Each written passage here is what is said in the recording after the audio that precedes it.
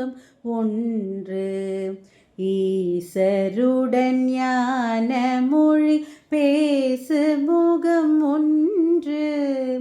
கூறுமடியார்கள் வினை தீர்த்த முகம் ஒன்று. குன்றுருவ வேல் வாங்கி நின்ற முகம் ஒன்று. மாறுபடு சூரனை வதைத்த முகம் ஒன்று. வள்ளியை மனம் புணர வந்த முகம் ஒன்று. ஆறு முகமான பொருள் நீ அருளல் வேண்டும்.